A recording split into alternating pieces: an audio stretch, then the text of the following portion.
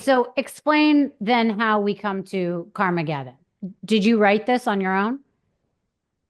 Yeah, so Karmageddon, I wrote it with my music producer Danny Duke last year. Hmm. He's a legend. So we're in Sydney. We wrote it in like a day or two, finessed it, and we didn't really plan on anything like Karmageddon. We kind of just saw it as a fun day and then wanted to speak about all the stuff going on in the world and all the crazy stuff. And then all of a sudden, it kind of, just elaborated. And then we're like, oh, the song's actually cool. And I thought maybe I will release this first. And given that it's right after the US election, I think this is a cool time to drop it. Hmm. Um, and I already had a whole like catalog of music made from, a year or two or three before that, which I still haven't released. So I'm excited to release. Right. Yeah, it was just one of those really nice, fun, organic stories, Carmageddon.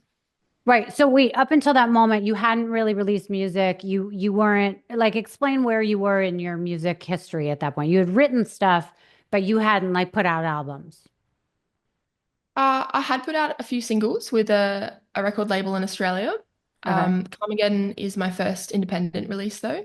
Okay. So yeah, I mean, a few things happened, changing managers, left my label, a bit of drama, all that stuff that can kind of happen in the music industry. And then COVID and then working as a doctor is all just amalgamating in the last few years while I was also working on music.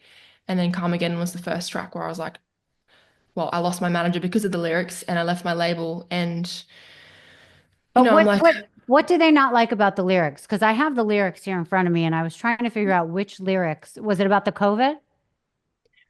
I honestly don't know what he thought about that, but it was more like the Israel-Palestine stuff, which kind of evolved into like just not nice things, threats, and just stuff coming from him where I had to shut it down and just step away from it because it's quite toxic.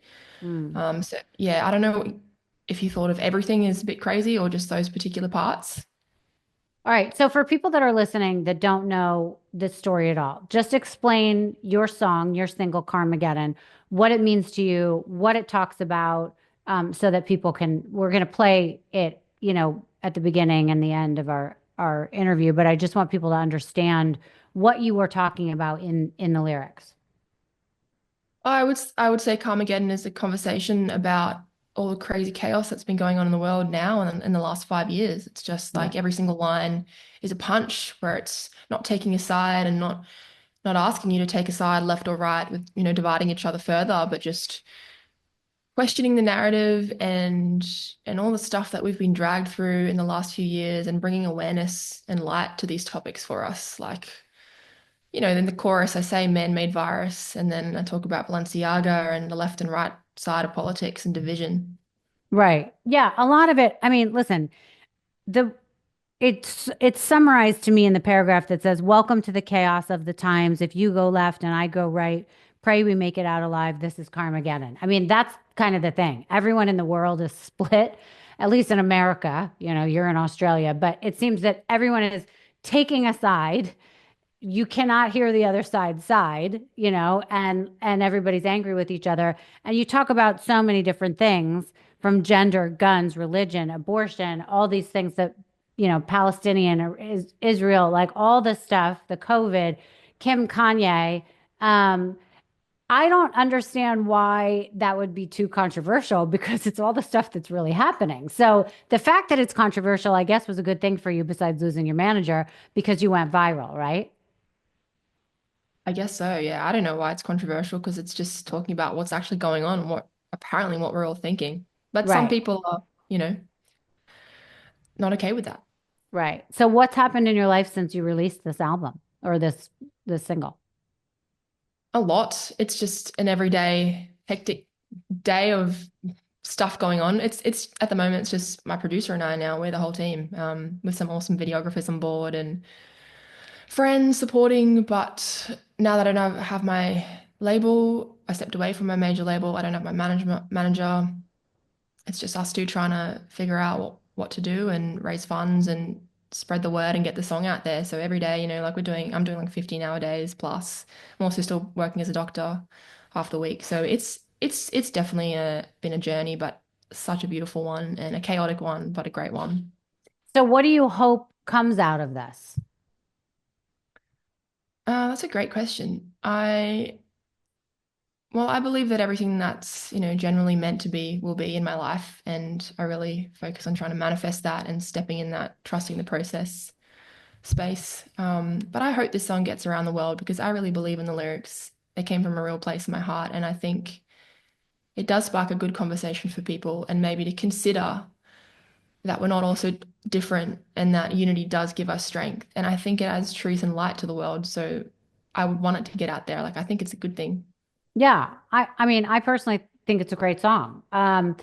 So I'm just curious about you because I'm sure a lot of these interviews are about the song and your political views and your views in general and all sorts of things.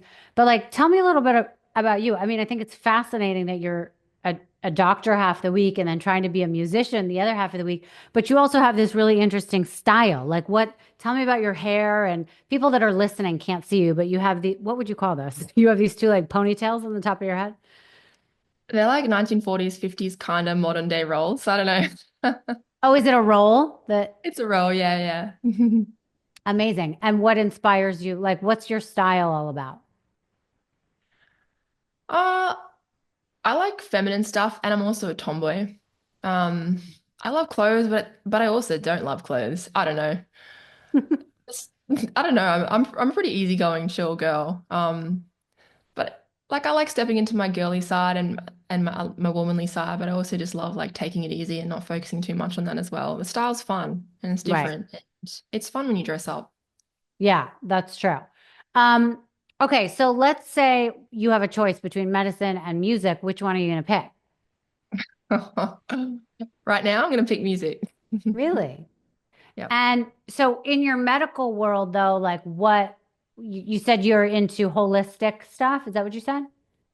Yeah, I love looking at the body. That's part of the system with the mind and the spirit and what we're Do eating. you have private clients or you work with a hospital or what do you do?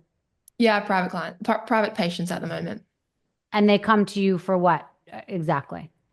All types of different things. There's a lot of mental health, a lot of chronic Mm. pain. There's a lot of natural healing. Yeah, all kinds of stuff. And then in the music world, I mean, when you're doing these interviews, I'm curious, are people asking your opinions of things just because you wrote this one song and it's made such a statement? I mean, I guess what I'm trying to get to the bottom of is like, you're a well-rounded person. You've been to all these places. You've lived in New York. You've hustled in New York. You've lived in a rainforest. You've lived in Australia. You're a doctor. You know discipline and you've studied. But just because you wrote this one song that seems controversial doesn't mean that you like think about these things all day and this rules your world. I mean, I think you were just very astute to be able to put it into words, put it out there, but then you could move on to the next song and it could be about something totally different. Am I right in that, or are you stuck on this exact song and Carmageddon? No, you're exactly right. And I love writing about a lot of issues. As long as it's true to me and authentic and real, I don't care what it's about. I wrote Carmageddon because these are the times that we're in, and these are the current things that are going on. But a lot of my songs aren't about this stuff. A lot of it is about other things that like heartbreak and pain and your best friends and grief. Like it's not all about this stuff. Yeah. Okay. Do you have anything coming up that we should know about so people that are more interested in your other things can see or download? Yeah, I've got an acoustic version of Carmageddon coming out, and I'll have new songs as well because I've got a lot in the bank that I love. So there'll be stuff.